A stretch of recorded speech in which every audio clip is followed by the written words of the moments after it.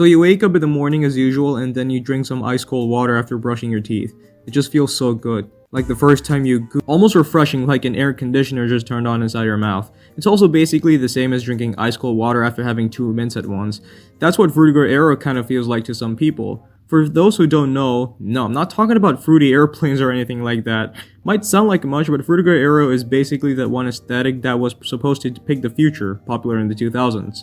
Let's just say that everyone is interested in some sort of aesthetic. Back in the days, you had the vaporwave, liminal spaces, and hell, even the ghetto aesthetic in Japan. There's a whole goddamn wiki about aesthetics and shit. But let's just talk about why my generation is so obsessed with this particular futuristic style that once spread like wildfire on social media. Shit, that sounded like an insult. But anyways,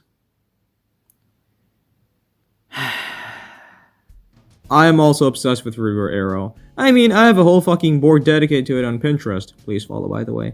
And I'm even part of the Frutiger Aero Discord server. By the way, please also join my Discord server. You could clearly tell by my Aero tag right here. But that's far away from the point. My point here is, what's so satisfying about Frutiger Aero? Easy, just by looking at it. But we need to understand the lore of this whole trend, or maybe you guys might have done it after watching a shitload of video essays about Frutiger Aero.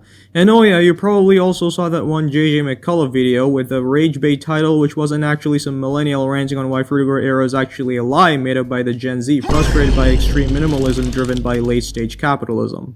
In this video, I'll be talking about how Frutiger Aero came to be and how it managed to capture the hearts of every Zoomer out there, or should I say, a lot of Zoomers. I'm not gonna constantly brag about how Frutiger Aero is the future of the world that we were once promised.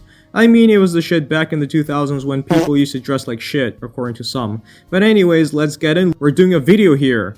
Hop onto your Windows Vista computer without crashing and join a lecture by an unemployed 20-year-old on the futurist fad that got a name relatively recently.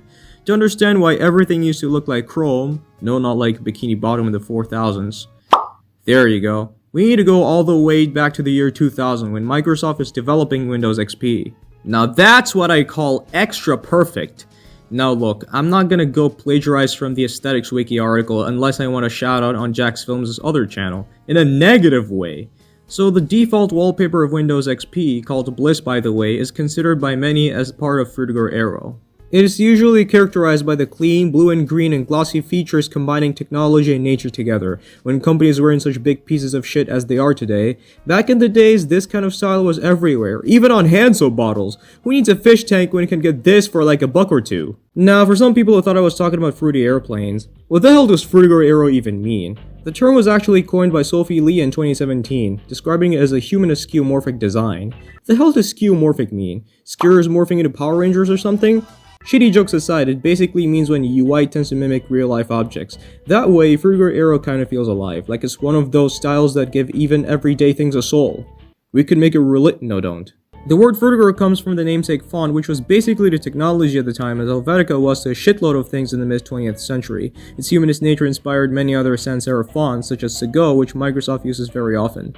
Speaking of Microsoft, the Aero comes from the Windows Aero theme seen in Windows Vista and 7. Windows 7 is also one of the biggest embodiments of the whole Frutiger Aero aesthetic in my opinion, especially if you apply the Aero theme. Windows 78 is a bigger downgrade than Teen Titans to Teen Titans Go in my opinion, as look at Windows 8's soulless and boring ass UI that even a 6-year-old could easily design. Other examples of Frutiger Aero include several real-life locations and renders of projects which were eventually cancelled. Even the Taoyuan airport in Taiwan just screams Frutiger Aero in, unfortunately, some parts of it. Even phones had Frutiger Aero vibes back then. Everyone knows about the older iOS UIs having such vibes, but let's dig a little deeper to find some obscure shit. Finland's secret phone empire, aka Nokia, once manufactured BlackBerry-like keypad phones which saved us from the nightmare of that pain-in-the-ass method of texting at the time. I remember having the Nokia C3 as a kid. Technically, it was my eldest sister's, but then I happened to get it and basically just messed around with it. Like, come on. Doesn't this background scream Frutiger Aero? I even had fond memories of the ringtones. Some of them even had music videos for some reason, but Venture is something that caught my attention. Didn't know Nokia added some lore to their ringtones. Hop onto a train, enter a skyscraper, and then you're ready to go to work as the elevator opens up like heaven's doors. Frutiger Aero vibes in my opinion. Even cartoons had Frutiger Aero vibes. Most notably, according to my dogshit memory, Phineas and Ferb and Fishhooks. Those were the shit when I was a kid.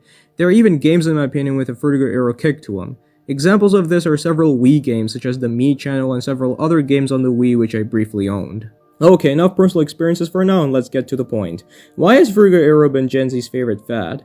It seems like the pandemic basically forced us all to see how millennials enjoyed life when they were teens. R&B, low-rise jeans, teen movies, kids playing outside, and a much more optimistic view of the future were the norm back then. But yeah, things weren't as good in many other places though, just ask Iraq and Afghanistan. It was also when social media wasn't like a drug as it was in its early stages.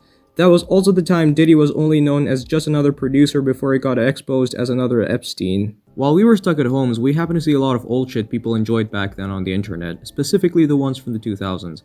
Avatar: The Last Airbender also happened to regain a shitload of popularity during the pandemic for some reason. I watched the whole damn thing also, and I can confirm it somehow opened my eyes more on how war fucks up humanity a lot more. And then you have Frutiger Aero, which somehow became a cult classic because of how good it looks. A while later, TikTok and other platforms started to be flooded with a lot of Frutiger Aero videos and posts romanticizing the style like the country of Japan. I mean, Frutiger Aero wasn't really the only fad of the 2000s, as you have other styles such as the Y2K futuristic style which didn't include natural aesthetics.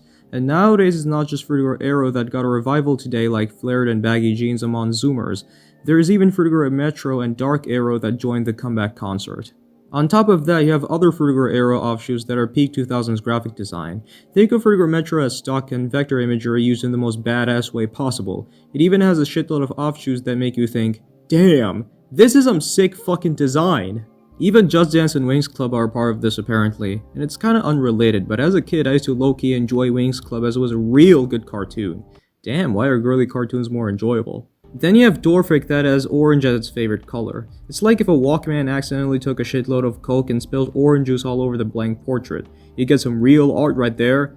And then you have Dark Aero, which is Frutiger Aero with dark mode on. Perfect for my eyesight. But interestingly enough, even if Frutiger Aero was basically buried alive by corporations, Dark Aero actually survived for a little while, even being used in Windows 10's default wallpaper.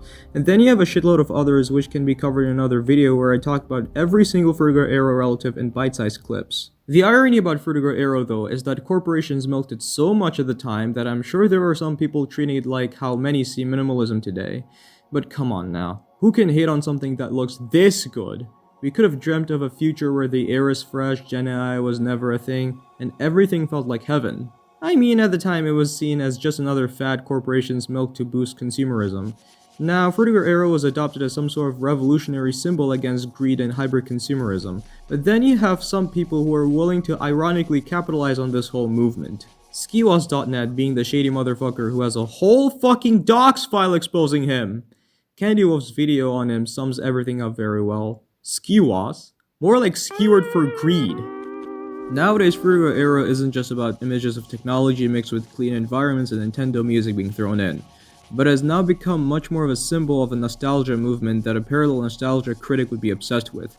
And Frutiger Aero isn't just popular among Gen Z, but also Gen Alpha through the diabolical amount of screen time they have to consume. Really, not even any amount of bully would ever save them from using tech like crack because of how terrible their parents are. Nah, make them watch SpongeBob or play Sonic 06, which have Frutiger Aero vibes. Or how about an obscure shitty Powerpuff Girls cartoon named Milky Way and the Galaxy Girls, which I happen to find in an IMDb list.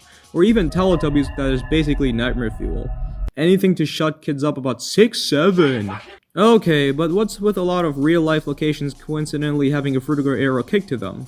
Well, back then people came up with multiple creative ways to design interiors and building outlines. Even North Korea of all places. Now, I'm sure I can't go to North Korea anymore if authorities find my channel, as I've joked about them so many times now. Hopefully they don't nuke my house or anything. But anyways, those days were the time when people had a more optimistic view of what the future would be like. And eventually this never happened. That's why we just so happen to pick it back up and bring its supposed original meaning back. Kinda like how the Hebrew language was brought back from the dead to revive Jewish heritage. But the thing is, what exactly is Frutiger Aero supposed to be like? It seems like blue and green are its favorite colors because they're in every media related to it. Well, other than all these, you get futuristic cars, lazy town and robot boy interiors, the Changi airport in Singapore, and a fuck ton of other stuff that have the characteristics of greeny, sunny landscapes, tall glass skyscrapers, curves, and so many circles that make your head spin like a vinyl record. And the extreme fascination with Windows Vista and 7 for some reason. The former was hated because of how it plagued old computers with that blue motherfucker very often. And why did Frutiger Aero die out? Because of minimalism and how corporations have decided to be a lot more pragmatic of their worldview these days, after simply giving up on dreaming of a perfect opposite of Wall-E utopia, which is what the parallel universe feels like now. Man, why can't we just live in a world like that? But anyways, this basically led to people creating multiple pieces of media using the Frutiger Aero characteristic as part of the new Aero revivalist movement. There are even musicians, not talking about the Frutiger Aero radios you listen to often while meditating in front of a waterfall or something, but those that are utilizing this aesthetic to board the aeroplane. Yes, pun intended, but still. Personally, I think this is probably a really fucking good way to annoy the corporations using the very thing they tried shoving down our throats. So to conclude this clusterfuck of a video made by an unemployed struggling YouTuber, I'd have to say that the world has become so fucked that people would dig to find past nostalgias that showed a different view of the future. Like that one McDonald's toy that you found in the attic and kept in your figurine collection. Basically, I wouldn't really call it the future that was promised, as it's just another marketing practice that just so happened to be the Renaissance era of tech design. But maybe, if maybe the world would actually look like this in at least 2050, I would 100% fight like fucking Johnny Rambo for a war like that. If only AI data centers didn't drink up so much fresh water as with some freshly made beer. Anyways, that's all for this video that you can use in the background while playing games or something. Please like, share, and subscribe, and I'll see you guys when I have the opportunity to do so. And as always, peace.